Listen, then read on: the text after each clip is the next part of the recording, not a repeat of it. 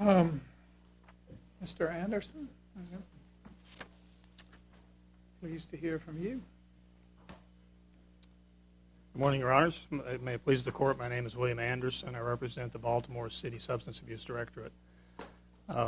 We're going to talk this morning primarily about the larger facilities involved in this case, those of 17 and more, because that's where most of the harm is occurring in this situation. I'll save my argument for the smaller facilities for the briefs unless the Court has questions. We have three issues we've raised with the Court's ruling regarding how these programs can locate in the City of Baltimore, and I want to start with community approval. That is the most serious issue because of the impact it has on these programs, and let me explain the problem. If a program director wants to locate or expand a new facility, they have to start with a city council member. But the city council member then presents them with what I would call a Wizard of Oz situation. Go get the approval of the community associations where you want to locate, and we'll give you a bill. Dorothy succeeded, but these people often don't. The community associations actually have the right to stop the program from locating under the city system. They can say no, and we have 6 instances in the record where in fact they did say no, and programs could not expand or locate because the community said you can't come here. That's not in the ordinance. I'm sorry? It's not in the ordinance. It's not in the ordinance, that's correct. This is an unwritten policy. It's an unwritten practice of the city. We don't have any proof of that. Proof of the policy or the practice? That you have to have community approval? Yes, it is in the practice itself. We have instances where 10 different city council members require that in every instance. We have the answer to a request for admission. They may have been pandering to the crowd by saying we're not going to approve this unless the community agrees. I mean, you know, I was on a zoning board in Virginia, and people would say that all the time to the people in the audience, just to placate them. But there's no proof that there's actual requirement that has been imposed by the body making the decision. It's not in this record. There is evidence of a consistent practice of requiring that. If you're asking is there a written requirement somewhere, there is not. It's an unwritten practice. The thread running throughout your argument seems to be that there's something tainted and something wrong about having public input into these situations. And you know, I don't understand why that is so, because, you know, when I was a journalist, I went to some of these zoning board hearings, and there were public input all the time. It was the essence of the zoning process, and it made sense to me because it was their neighborhood and it was their property. And, you know, why shouldn't they? Why shouldn't either a zoning authority or a planning commission or a city council or what have you get public input? I mean, that's what democracy is all about. I mean, this is the feature. These zoning hearings are the feature that de Tocqueville. There are two problems with that. You know, you read de Tocqueville's. Yeah, this is the town hall meeting stuff. I mean, this is democracy at its most fundamental. Public input is not forbidden by the law, but the community ability to veto a program is forbidden by the law, and that's what the city has done. But there's no evidence in this record that the deliberative body was vetoing a law based on the lack of community approval.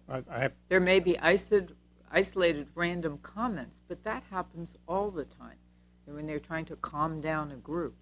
Well, Your Honor, we have testimony from the program directors who repeatedly said they were told they had to get written community approval before the bill would even be introduced. There's no contrary testimony. We have the city agreeing to a request for admission that no program has ever been located since 2000 without getting express community approval. We have the city solicitor. Well, maybe so. I mean, if that is a matter of practice, turns out to be the case. You know, there's just something that bothers me that says a decision is tainted if the members of the city council or whatever listen to the concerns of their constituents. And that, you know, that's what I don't get, because that seems to me what they were elected to do. Well, the second reason, the second problem with that I did not get to, is it's being applied in a discriminatory fashion. Right, but isn't this a facial challenge? This is a facial challenge, yeah. Exactly, and you're arguing as applied.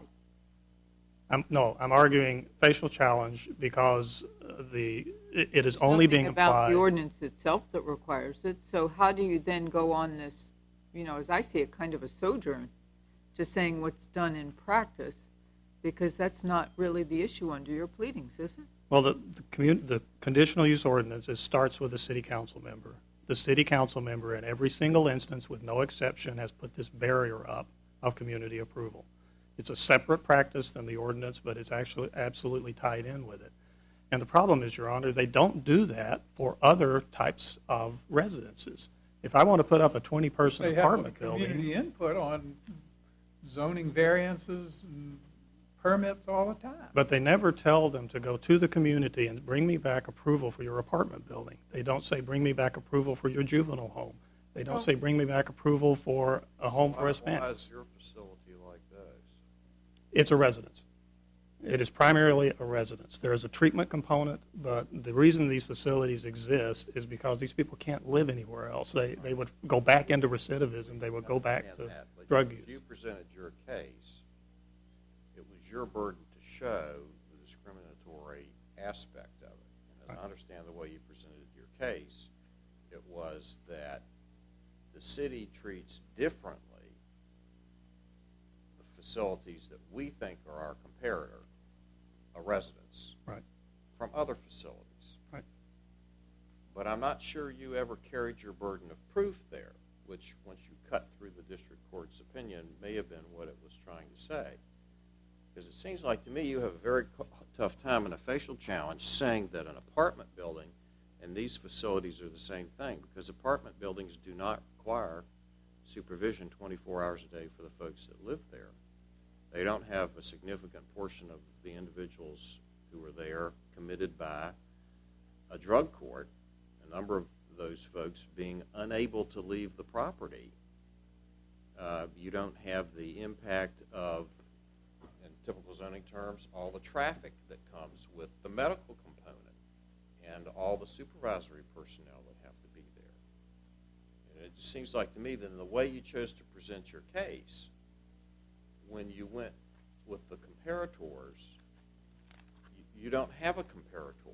There is Except no the other perfect. ones that the city pointed out. There is no perfect comparator in this case, and I doubt there is in any Fair Housing Act case, because you're always looking at something similar, not the same. The residence is the right comparator, we believe, because the case law repeatedly says that you need to protect the right of disabled to live where they choose, and they can choose to live with other disabled people if they want. Well, the It's CO all about- requirement is in place, isn't it, for nursing homes and community correction centers? It is, and our position is that it's So, also I mean, illegal the as to nursing homes. You know, how would it be discriminatory if you have the CO requirement, let's say for a nursing home, which I think would raise far fewer concerns with respect to community safety than this particular program? Because a nursing home is also protected by the Fair Housing Act, but the Hobson's case and 2 or 3 others we have cited have said you can't discriminate against them either. This is what you call the catch in the net problem in the case law. If an ordinance is discriminatory on its face, as this one is, it singles out people in residential treatment. That's all it attaches to. And yet the ordinance brings into it other programs. I'm sorry. Can you compare people, though, who have a different disability? Is this a valid analysis to employ when you're selecting your comparator evidence? The different disability of the disability of a drug addict is totally different from somebody who's old and infirm. And it seems to me, or somebody who is perhaps has Down syndrome. Are these valid comparators when they aren't suffering from the same disability? They can be, and we have made a comparison here. Give me some legal authority to show that these are valid comparators when they are not suffering from the same or a related disability. I'd have to think through the case law to see if I can come up with all. But the Fair Housing Act doesn't distinguish between the forms of disability, with the one exception that for persons in recovery, they can't be in current drug use. Other than that, they're all treated the same. And I don't know of any distinction in the law. So you're saying any kind of disability doesn't matter, they're a comparator just because they're disabled? That is one form That of. doesn't seem to make sense. Well, to me. it doesn't in another sense. That's why I keep coming back to residents. People who are disabled need to be able to choose where to live the same way people who are not disabled do, the same way apartments, buildings locate, the same way multifamily dwellings locate. They need to have the same What choice. percentage of your residents are convicted felons? Less than 20%. It's in our reply brief. Well, no, you It's said- less than 6% come from the drug court, and another 14 are on probation. So Okay, 8 out of what 10 I'm of those saying, programs. have convictions for felonies or pleaded, were charged with felonies and were convicted of a felony offense. It's possible some may have had that in some other Well, context, but not from the drug court. So But not that related to doesn't their matter. That doesn't rehabilitation. matter. The issue is how many of them are convicted felons, because that would affect whether they're a valid comparator with some of these other people. The nursing homes, the little old ladies are generally not convicted felons. And that makes a big difference. And I just know from my experience in sentencing people that you don't waste resources like this on people who are not convicted felons. You go to the needy aspects of the population to find the people who would be best served. And the potheads who smoke an occasional joint don't find themselves in these kinds of facilities. The people who find themselves in these facilities are almost uniformly people who have been convicted of felonies. Well- They're the people who need help. The facts in the record say that 8 out of 10 are self-referred. They refer themselves, their Right, doctors that refer does- them, that the schools begs the refer them. question. That begs the question if they're trying to do it to escape a probation violation, if they're trying to do it because they've been charged with another distribution offense. See, that doesn't answer the question, and that's what I'm trying to grapple Well, with. does it help any to understand that these are not prisons? The community no, I correctional understand facility that is a completely. prison. No, I understand There's a that. guard standing at the door. They can't leave, they'd be arrested. These are not prisons, they're residences. They're people who are trying to recover. But I think I can't speak for the panel, but it seems like to me the point there goes back, as I look at it, to the burden of proof. It was your burden to show this similarity of comparators, and you've picked residences, apartments, and from the examples we've given you, you don't seem to have come very close to showing that that's an appropriate comparator. Let me respond to the burden of proof. I don't think that's quite right, although I can't cite authority. Under Title VII and Title II, we have the burden of proof of showing that there's a facial discrimination here. I think we have done that by saying they singled out a group that is a protected group, and they are treating them differently than other residences. That's what the case law says. We met our burden of proof. From there, it shifts to the city to come up with some justification, and I see this alternative comparator of the community correction facility as their burden of proof. If they think it's not residences, as all the case law says it needs to be, then they have to come up with some reason why we're not going to look at residences. I would argue that that's a different burden. The case law almost uniformly goes to instances where the particular municipal ordinance, or I guess it could be the state statutes, takes the disabled facility and imposes additional special requirements on them that it doesn't impose on anybody else. And that's not the case here. Well, the additional requirement here is that they have to go through the CO process and they have to get community Well, but approval. the- No the- apartment needs to do that, no home for Even- juvenile. I agree with my colleague's earlier comment that nursing homes and these sorts of facilities are not comparable. But even if they were, how would that help you? Because the nursing homes are subject to the conditional ordinance approval just as these facilities are. I mean, I don't know that you can even, I find it very difficult to approach this case through comparators at all. I don't think these facilities which treat those with addictions are comparable to facilities for the mentally ill who've not been convicted of felonies. I don't think that that's a comparator. You said, well, the mentally ill is a proper comparator, but there are many mentally ill persons that have never been close to be convicted of a felony. So I don't even think your proposed comparator is the comparator. And I don't know how we can go at this case through comparators at all, because each of these facilities presents what are kind of unique concerns, which it seems to me the zoning, it's the whole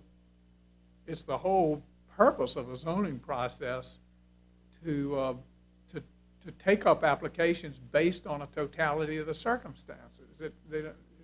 And the final thought that I had here, Mr. Anderson, was that it wasn't all that difficult for you to locate under the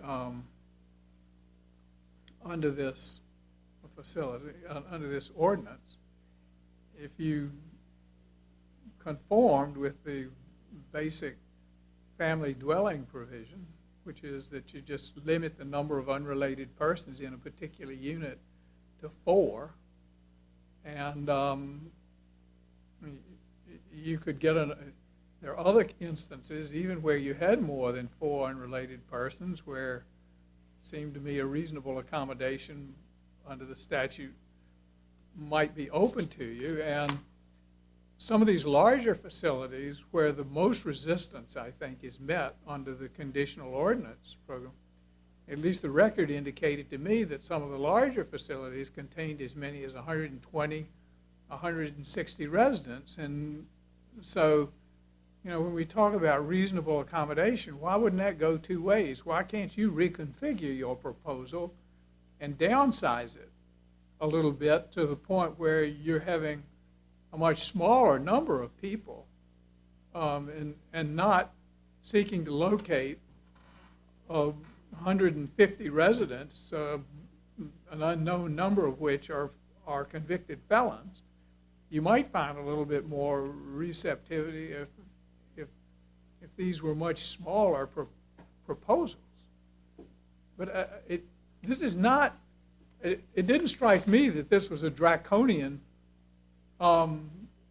ordinance, because there were at least 3 ways to comply.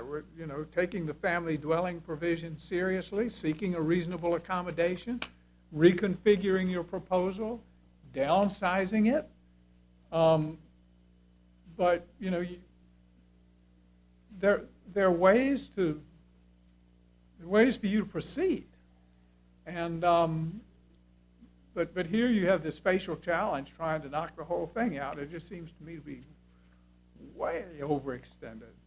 My time is up. May I respond to that, though? Yeah, I have a few thoughts. You understand that you might have a better chance of getting your way if you showed a little flexibility on your end. All right. My first response is the city has forbidden larger facilities to seek a reasonable accommodation. They have to go through the CO process. That's not an option. The multifamily dwelling unit option has a real serious catch to it.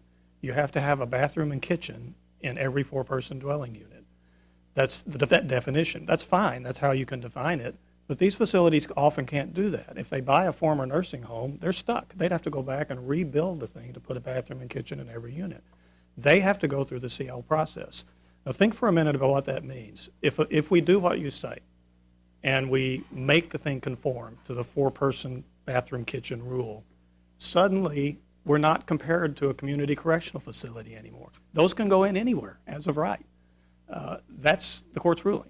We're also not a safety problem anymore. Those go in as of right. The city doesn't care.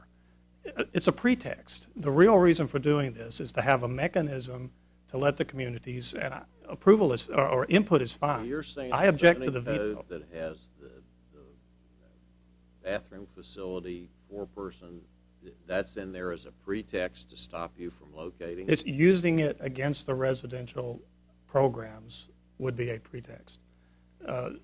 It's a bathroom kitchen rule. That's a fundamental requirement just about every zoning ordinance in the entire Yes, I country. know that. But there is also a reasonable accommodation to those kinds of rules, and that's where reasonable accommodation should be available for these facilities. But they won't allow a residential treatment program to seek a reasonable accommodation under the current provision. It has to go through the CO process and community approval Well, if they those of can't a meet the certain bathroom size. kitchen requirement. Yes, over 16, that's right. So those options are not very viable. Often these facilities need communal kitchens because they don't want people hiding in their rooms. It's not good for a recovering addict to be sitting there cooking their own food and not communicating. They teach them to cook. They teach them to work with other people, to live like a family. It's important to do that. But they can't get a reasonable accommodation today. If they need to do that with a facility, they're headed right for the CO process, and it's the only option they have today.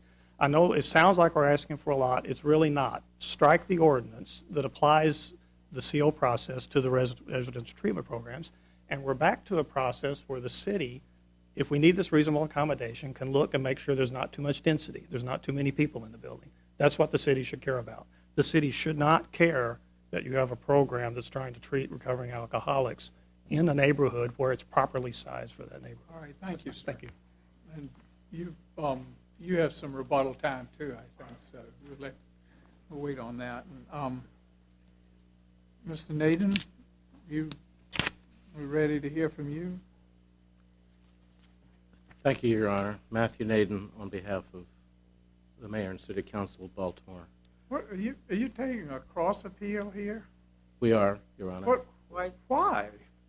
I mean, it seemed to me you kind of got pretty much everything from Judge Motz's ruling. What are you taking a cross appeal here? It is true that I mean, Judge, it kind of went your way. What's left to appeal? it is true that Judge Motz ordered us in his initial summary judgment decision to essentially codify our existing practice. But he did so based upon a finding that the city's zoning code was facially defective under the fair housing laws. And in the process of that order, he made various statements as to what Right, but the you new amended law it. You should say, amended it. and we amended it. Isn't that but- like paying a judgment and then appealing Well, the no, case? we mean- at the time, he advised both parties, all the parties, that we would proceed with this process, but rights to appeal were not being waived by going through the process. Okay, But what's we're now left in a to position- appeal? What's we're- left to appeal? We're now in a position, the city, and this is in the record and was discussed at the summary judgment hearing, is in the process of a complete revision of its zoning code. And Judge Motz asked me whether that was going to be accomplished in the near future, or did he need to give direction based on whatever his decision would be.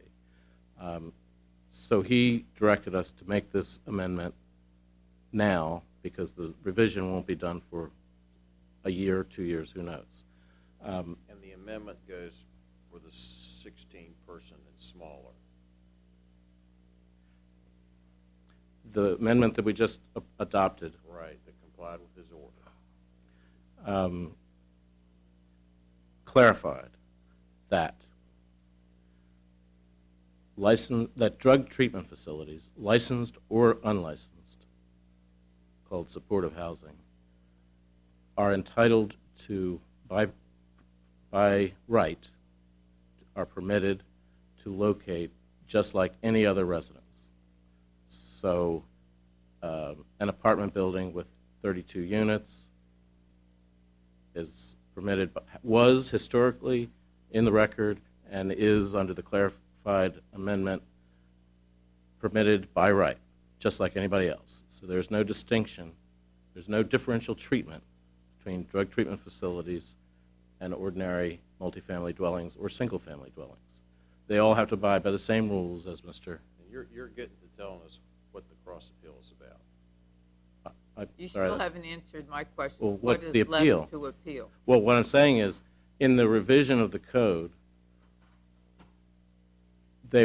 we are definitely going to be dealing with all of the different sorts of congregate living facilities, and probably put them together. At least that's the proposal. So nursing homes, rest homes, convalescent homes, licensed facilities, all of those are going to be given new treatment. But as it stands now, that will all have to be done under the restriction of trying to interpret the district court's decision saying your existing practice, codify that, which was based upon a finding that our law was facially defective, which was an error. And we should not be under the imposition of that kind of look to the court order to see how you can revise the code when there was no legal basis for ordering us to do so. In addition, if our cross appeal is not granted, then we will return for a petition for attorney's fees, which, if we are correct that it should not have been found that our code was facially invalid, we should not be subjected to a petition for attorney's fees because there would be no prevailing party. Is the issue that you've just been talking about, is it even ripe until the revision has been completed? The issue of how we would do the revision and whether the order applies to it? I mean, it may be that the Judge Motz's ruling really poses no obstacle to you at all in your revision of the... Well, I understand that So, may I be, just want- I but the wonder- legis... I just wonder whether the matter is before us, whether it's even ripe at this point, because it's all sort of speculative about how the way you want to revise it and whether Judge Motz's ruling is... Well, it's ripe for you because his order that our code was facially defective was in error. Well, So anything that Judge- flowed from that order was, I'm sorry, But he entered judgment in the city's favor. Isn't that correct? after he After- directed us Right. to amend this law. Based on the amended code, and then you went ahead and amended it. We did, So but we why is objected that- to it. Why is that any different from just paying a judgment? And then trying to Because- say the judgment shouldn't have been entered? Because now we're limited by whatever is in his ruling. And there was no basis for limiting the legislature in that fashion. It creates essentially a judicial directive as to how the city council can act in the future, which should never have occurred. Well, I mean, Judge Keenan's suggesting it might be a little bit moot once you've, complied. I'm thinking it might not be right, but I think both of those comments are sort of aimed at the same thing, which is, is this really before us now in the form of something that's other than just an advisory opinion? But you would not be deciding whether our future revisions are right or wrong. You would simply be deciding that they ought not be shackled by the order of the district But court. see, Judge Motz ordered that you be given a 60-day period to amend the code without a court order. He was very particular that he thought that principles of federalism, judicial restraint, whatever, made it appropriate for you to get that 60-day period in which you could do this of your own accord. The city elected to do it.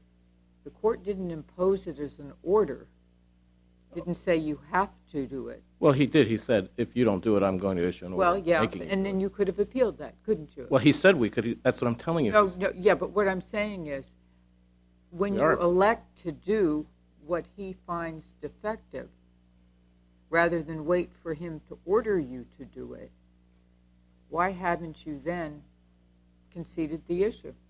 Because we reserve the right to be able to modify that statute in the future.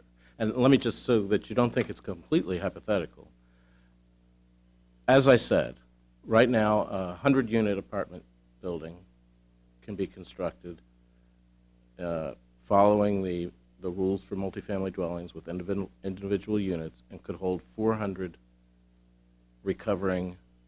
people recovering from addiction. Now, that might be a great thing, but it's certainly something that might reasonably and lawfully be considered in some sort of public zoning process. But as it stands now, while that had been our practice, although we'd not seen such a large facility, we are now under a court order that says that will be your law. That's something that the city might want to put a limit on. And if we did, we would have the parties from these lawsuits suing us in federal court saying you're disobeying Judge Motz's order. I was under the impression, perhaps wrongly, that the amendments to your ordinance only affected the smaller facilities and not the larger ones. That's not true.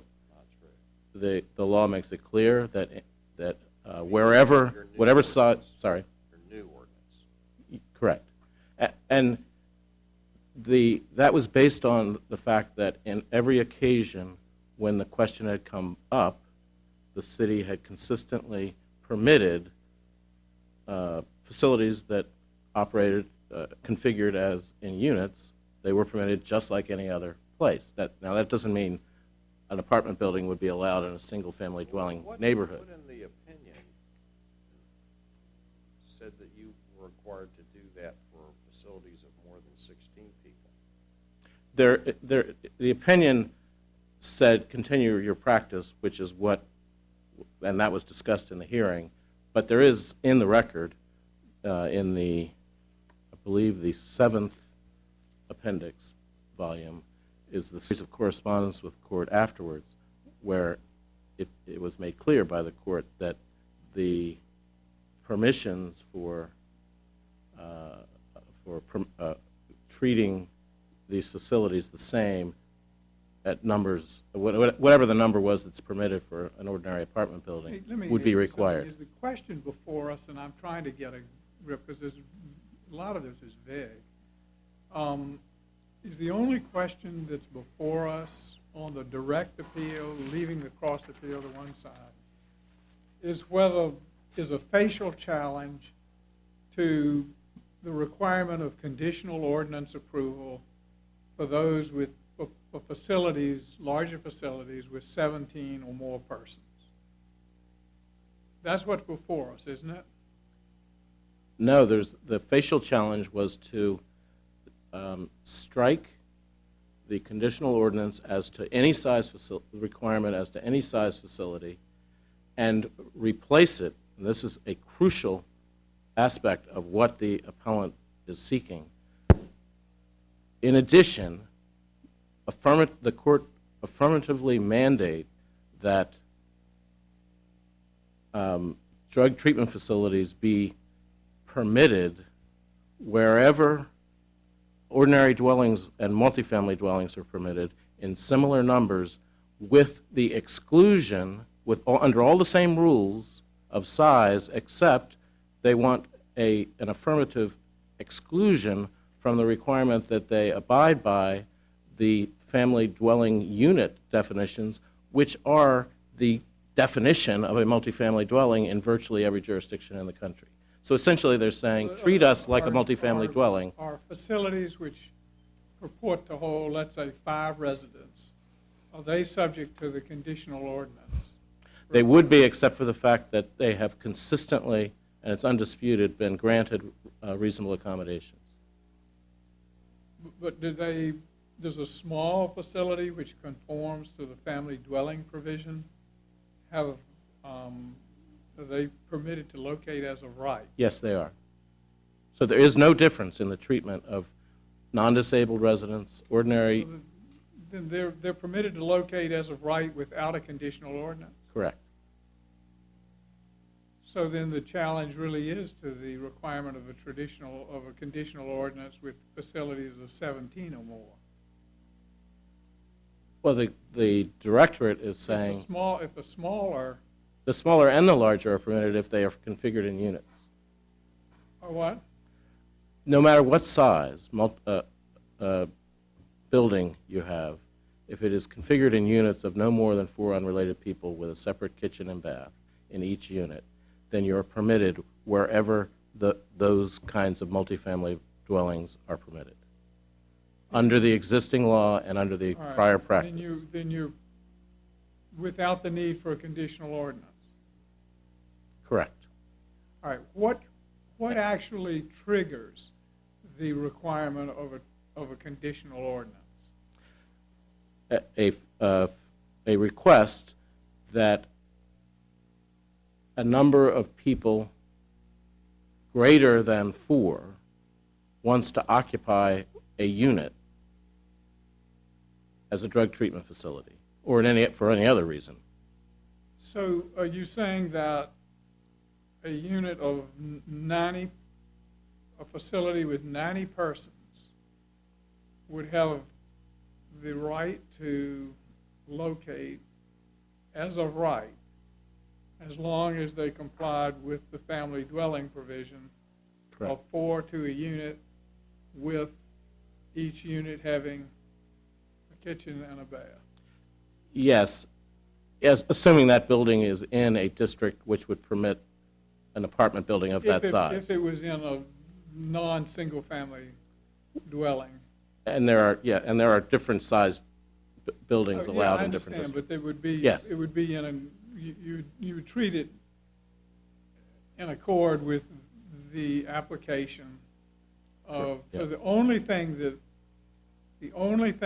requires the different treatment is a situation, regardless of size, where the facility doesn't want to conform to the family dwelling unit provisions. Correct, and So it's That's not, why it's there's- not the size, it's not the size of the facility as a whole that invokes the conditional ordinance requirement. It is rather the size of the units. Is that right? Have I got that right? It's whether they conform to the family dwelling provisions of the zoning code that triggers the requirement. Not the overall size, not the overall number of persons in a facility, but the question of whether you have no more than 4 to a unit and a separate kitchen and bath for each unit. my time is No, up. no, I need understand. to kind of get this straight, because there are a lot Yes, of yes. there are a lot of moving parts here. Yes, Your Honor, that is correct, although it's important to point out that the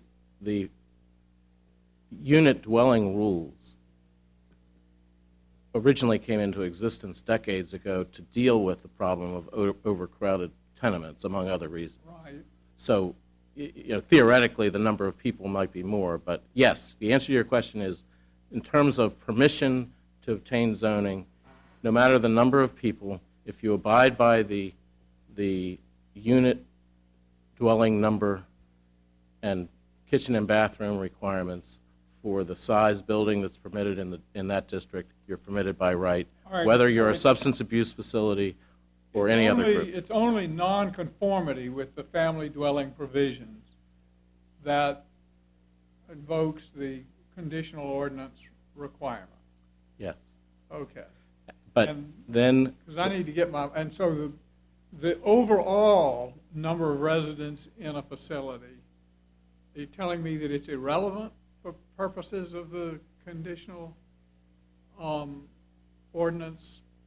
the reason it's relevant is that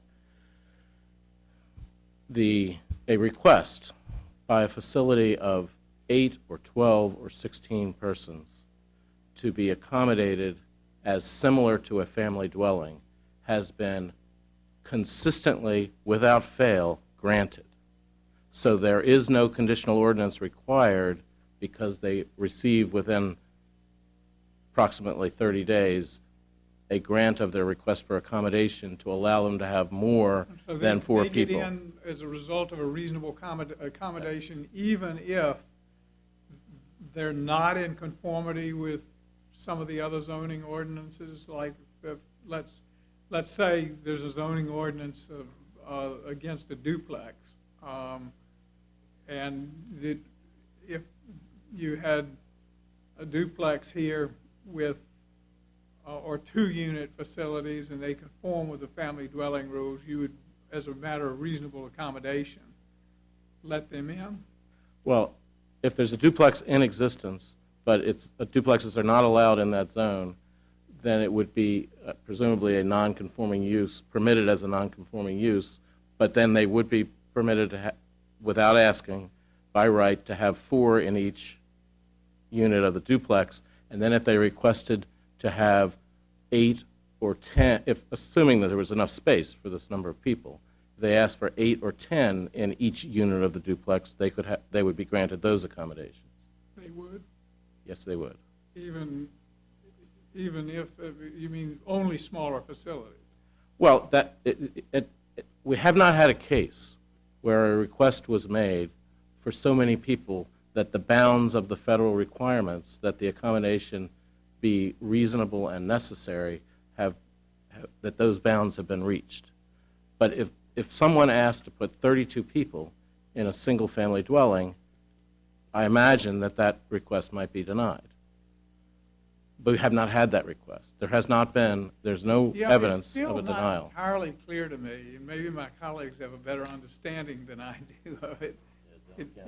It's still not entirely clear to me is how the family dwelling unit rules and the reasonable accommodation rules and the overall size of the facility and everything, all of these moving parts, I don't mean, I may just be missing something, but it's not clear to me how all of these moving parts interrelate, okay?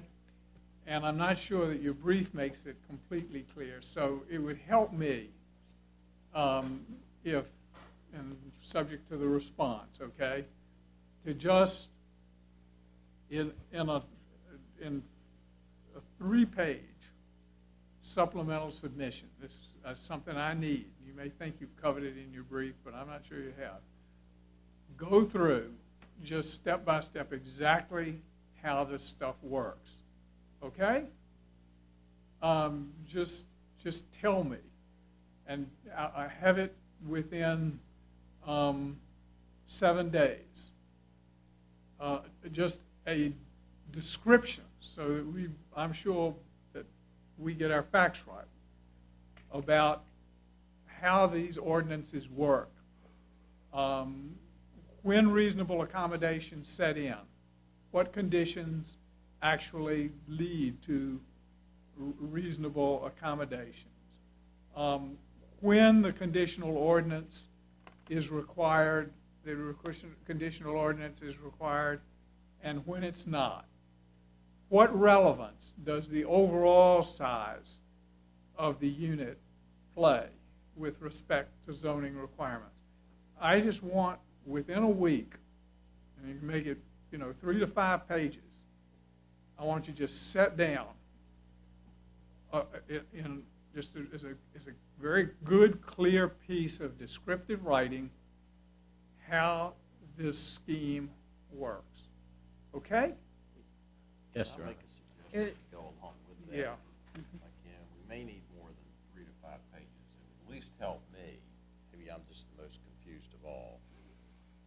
Very much help me to know what Judge Wilkinson's just outlined, but based on that delineation, it would help me to know of these different spots you get to in the zoning progression, what's on appeal and what's not. Yeah. Because I'm not really, I don't understand what your appeal is, and it would be helpful, and there's no argument to be included in this. We just want a descriptor, and the opposing counsel may say, well, no, that's not on appeal. But we need to know exactly how the thing works, but we know, okay, of this section, this is not on the appeal, but this section is. Does that make some sense? Yes, and I will include that, but And then if you could also specify the significance of 17 or more people, because reading through your briefs, I took 17 or more and its significance to mean that you imposed the CO requirement on 17 or more, but you did not on 17 or less.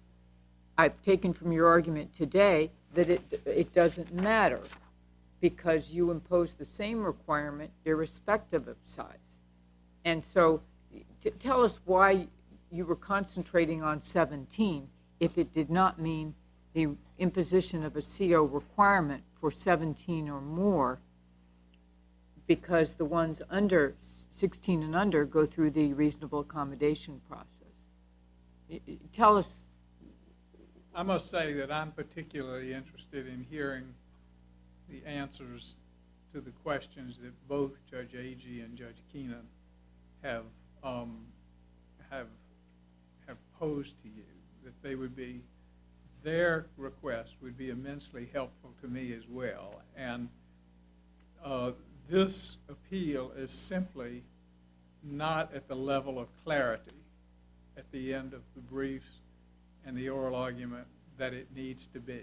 It is not in a position to be informatively decided. And I just want to make sure I understand, you're referring to our cross appeal. I'm referring to the supplemental submissions that I want, and I want, you've been asked three things, okay? The first thing I want is within 7 days. You can go to 10 pages if you want. I don't know. And I want the other folks to be able to respond. We'll give them 7 days afterwards to respond so that you both have your input. We want a description of how this works with respect to the family dwelling rules and with respect to the reasonable accommodations and with respect to when the conditional ordinance is applicable and when it's not.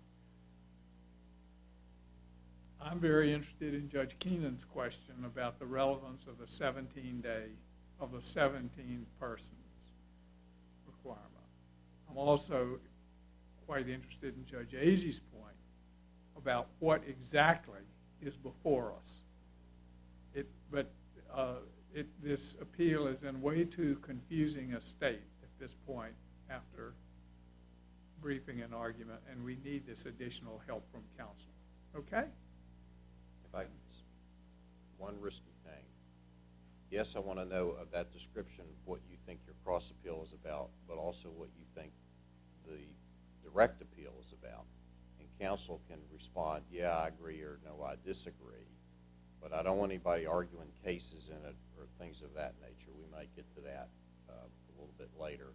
And as far as I'm concerned, if the two of you can agree on this is the factual recitation of how the process works, that's fine. But that's going to be up to you all. We're not expecting a big fight over this is how the process works. If we get it, we get it, but hopefully not. All right. There you have it. You have 7 days to give us that supplemental submission, and you, sir, will have 7 days to respond to that. Okay? All right. And you've got some time for rebuttal. Thank you. Thank you. May not be quite sure what you want to rebut. I'm not sure I am. All right, Mr. Anderson. Let me just make 2 points and I'll be done. The first is answering your question. For the larger facilities, it's fairly straightforward. The smaller ones are more complicated. If you want to locate a facility over 16 and you meet that 4-person kitchen bathroom rule, you go through as of right. There's no CO process. If you can't meet it and you're a residential treatment facility, you're thrust into the CO process and the community approval. All right, well, you set all that down, okay? I will. And that's really all there is to it. And I think we can agree on the process Well, and on what's I on hope appeal. so, It's a because, complicated you know, case. as I say, I'm sometimes a little slow, and it may be the reason that I'm asking for this is because of that, but I do want it. And if the second thing I wanted to mention, Judge Keenan, if I could just respond briefly to your concern about the number of felons in the programs. It does occur to me that this is the city of Baltimore, and there are plenty of areas in the city where I suspect there are people who serve their time, they're on probation, living in apartment buildings all over the city. But the city doesn't go to those apartment buildings and say, we want to put you in front of the community to get approval for those folks to live there. It's the differential treatment of these programs that is bothering us and why we brought the case. If that helps, I just thought that might be a useful perspective.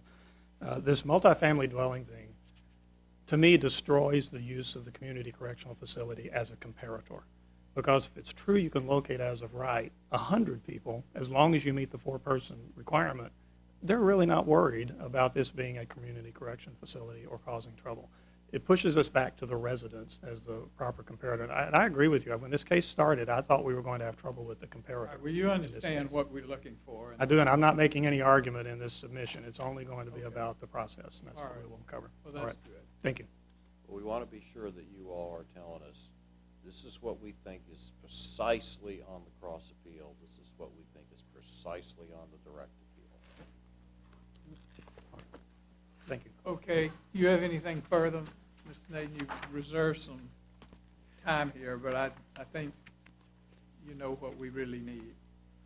I do want to mention that the provision in the amended code with regard to reasonable accommodation simply states that the zoning administrator has the authority to grant reasonable accommodations in accordance with federal law. It is not limited in any other way, by number or otherwise.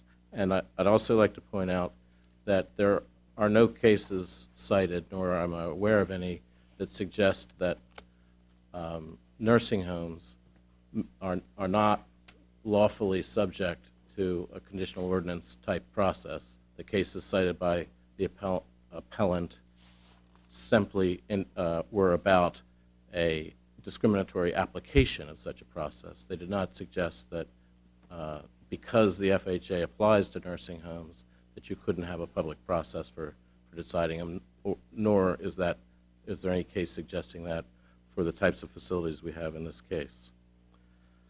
The last thing I'd like to mention is that Stanley Fine, a lawyer acknowledged by both briefs as well-established in Baltimore City, representing Hopkins with regard to land development, testified fairly clearly and cited in the briefs as to the generality of the conditional ordinance process and the community involvement in virtually every project, even those that are permitted by right, and that there's nothing unique about it or where the drug treatment facilities are singled out.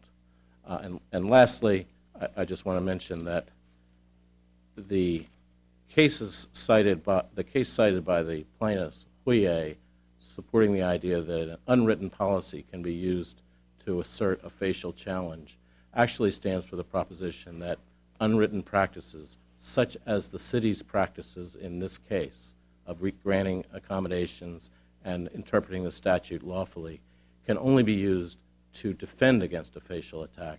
They cannot be used to establish a facial attack. And those are my points. I understand. You know, just we will get you when you submit your supplemental authority, make sure that you include relevant references to the particular zoning provisions. Okay? Yes. All right. Thank you. We will adjourn court and come down and greet counsel.